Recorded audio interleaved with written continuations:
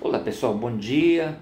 Aqui é o Sidney novamente. Vamos aqui bater um papo sobre nossa matéria de direito administrativo, né? Agora, se pergunta, aonde se situa nós temos no direito uma divisão de direito público e direito privado. O direito administrativo, ele se situa no ramo do direito público, porquanto rege a organização do Estado, né, para satisfação dos interesses da sociedade. Então, é um dos ramos do direito público. Perfeito? Então, só para se situar, né, aí se fala, mas qual que é o do ramo do direito privado? Temos o direito civil, privado, comercial, né? Antes de definir o direito administrativo, eu vou trazer para você aqui algumas nuances interessantes, né? Então, antes de chegarmos exatamente no que nos interessa, você que está aí se preparando para o concurso público, né? Então, constitui, quer dizer, antes de definir administrativo, eu vou fazer aqui algumas observações importantes nesta área do administrativo. Ele constitui uma declaração do Estado, né?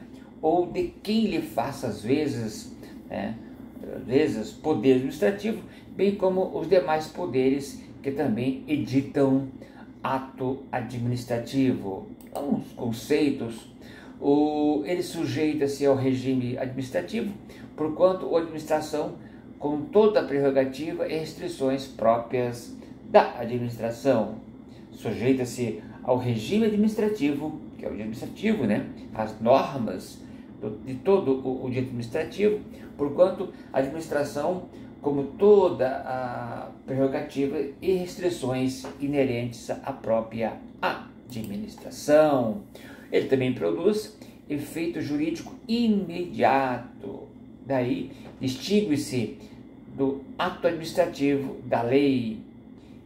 As decisões administrativas, elas têm efeito imediato, né?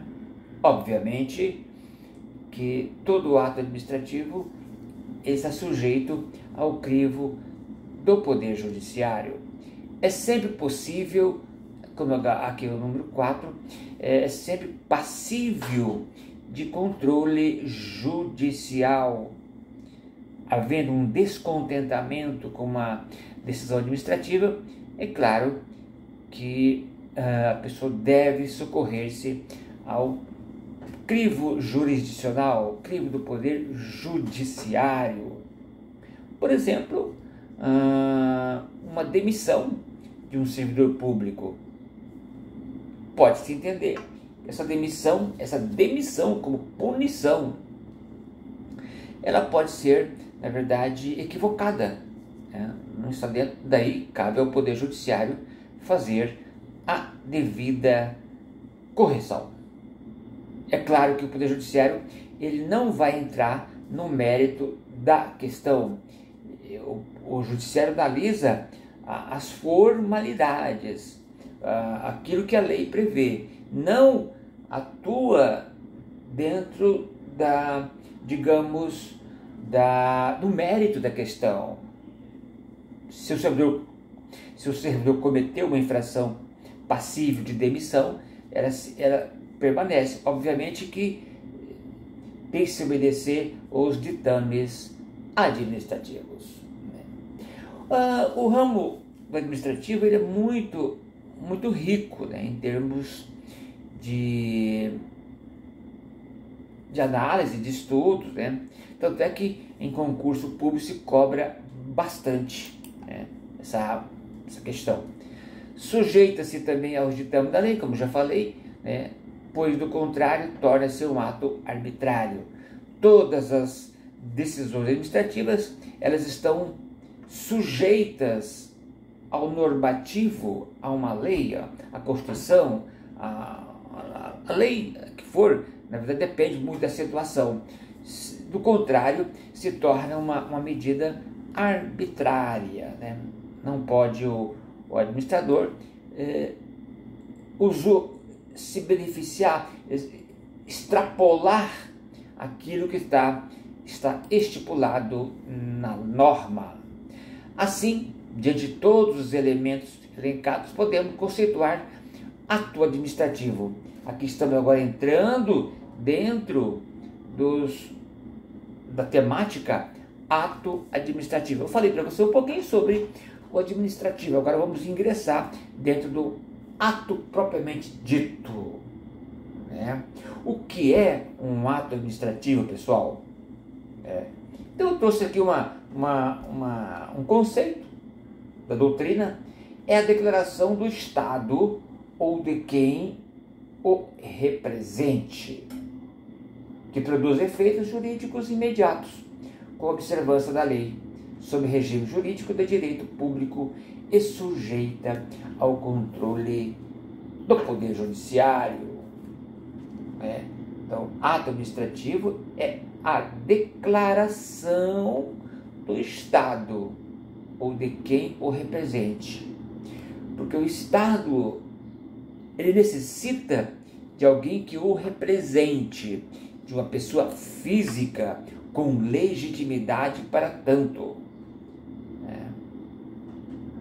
Mas dê um exemplo dessa pessoa. Vamos imaginar aqui um gestor de um tribunal. Ele representa aquele tribunal através do seu presidente,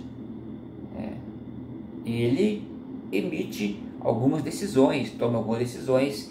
Então ele tem que ter essa legitimidade para na verdade, emitir uma decisão. Isso é importante. Beleza? Aqui nós observamos que as duas últimas características colocam o ato administrativo em uma das modalidades de atos praticados pelo Estado, porquanto diferenciam do ato normativo. O ato administrativo, ele é diferente do ato judicial. Eu peço que você dê uma lida nisso lá, pessoal. Essa doutrina, doutrina pura, não tem como não estudar. Estou trazendo para você aqui os resumos, até porque no vídeo meu último vídeo que eu tentei fazer ao vivo, ele saiu sem áudio, né? São esses mesmos slides, só que você fez uma leitura, não ouviu, na verdade, aqui alguns comentários acerca deles, né? Levando-se em consideração os atos administrativos, ou seja, aqueles que produzem e os que não produzem efeitos jurídicos, sabe que estes últimos não são ato administrativo, visto que não se enquadram no seu... Isso aqui é conceito, isso aqui é mero comentário. Agora, vamos lá para um pouquinho mais à frente. Em se tratando de ato administrativo, vejam algumas categorias interessantes do ato administrativo. Está lá na doutrina. São atos materiais, aqueles que produzem, aqueles que de simples execução, como por exemplo a reforma de uma estrutura de um prédio, uma limpeza de rua, etc. São atos materiais, né? Atos concretos. Atos enunciativos ou... Estamos vendo aqui, a letra B, os despachos de encaminhamento, papéis e processos. Dentro da administração pública nós temos toda uma movimentação, né? Movimentação interna, que são os encaminhamentos, as decisões, despachos, e como os papéis inerentes, né? Os atos enunciativos e os de conhecimento são aqueles que apenas declaram a existência de um determinado direito ou situação. Às vezes você precisa de um atestado de alguma instituição, você precisa de uma certidão, uma declaração e uma informação. São os atos enunciativos ou atos de conhecimento. Está lá, doutrina. Atos enunciativos ou de conhecimento, por exemplo, um atestado ou uma declaração. Isso é muito comum para preservar direito ou para demonstrar que você tem um direito, né? Tá lá. E temos aqui também aqueles atos de opinião, né? Por exemplo, um parecer, um laudo. Por exemplo, o gestor, ele necessita de algo complementar para decidir. Então ele lança mão, por exemplo, de um parecer, de um laudo, né, de uma informação importante para subsidiar aquela sua decisão. Então é isso, pessoal. Nesse sentido, ainda temos as categorias, além dessas categorias que nós citamos agora, frisa-se a propósito que as categorias acima mencionadas não há produção de efeitos jurídicos imediatos como decorrência dos atos. Aqui há apenas atos preparatórios, né? Eu quero dizer o seguinte, que se você pede uma declaração, uma informação, ele é um ato preparatório, né, ou acessório do ato principal, mas que não podem ser excluídos da noção de ato administrativo, né?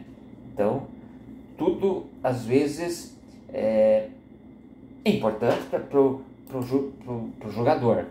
Essas categorias são fundamentais, pois são condições de validade de determinado ato principal, né? Temos como exemplo um procedimento licitatório, né? A licitação, a contratação de empresa, a licitação, um concurso público, são procedimentos que precisam de alguns atos preparatórios, né? Para se materializar, se concretizar. Estude isso, pessoal, dê uma lida lá. Eu vou parar por aqui, porque os próximos tópicos, eu só falei, na verdade, comentários sobre, né, alguns elementos do ato administrativo. Na próxima aula eu volto com você para fazer um comentário seguinte, sobre alguns elementos do ato administrativo. Eu vou citar para você que são 6 elementos. Temos a competência, o sujeito, o objeto, a forma, a finalidade e o motivo. Beleza? Eu volto em breve para comentar individualmente cada um desses elementos. Mas já sugiro a você que está estudando para concurso que dê uma olhadinha nesses 6 elementos. São elementos importantes e que caem em concurso público, tá? Esses comentários anteriores que eu fiz com você são importantes, mas acho que o mais importante agora, aqui neste momento, são esses elementos administrativos. Beleza, turma? Volto em breve. Até mais. Tchau, tchau. Obrigado.